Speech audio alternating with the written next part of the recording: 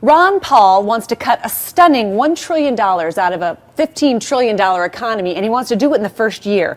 It would change everything. 440,000 government jobs gone. He'd close 1/3 of the cabinet-level departments, commerce, education, energy, HUD, interior departments. He'd also shut down the TSA, close that completely, moving those responsibilities, he says, to the private sector. He'd end funding for foreign wars. He would cut foreign aid. He would cut defense, and he would bring spending back to 2006 levels. Look at this chart of his economic plan. This is his spending.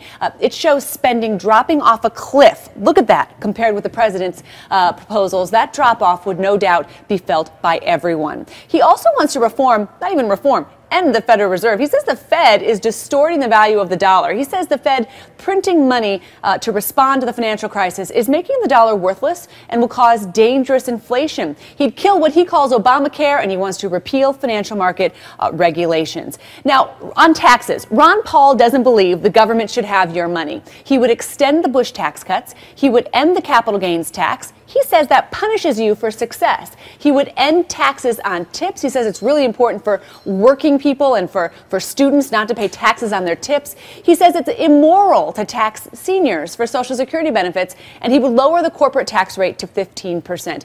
He goes beyond just lowering taxes. He would support a Liberty Amendment to end income taxes and to close the IRS for good. Basically, Ron Paul wants to slam the brakes on the American economy and on the government. Middle-of-the-road economists say, hey, look, this would drive the economy back into recession. It would kill up to 1.5 million private sector jobs. Paul supporters say, hey, that's exactly the point. The government is crowding out the free market. It's distorting the economy.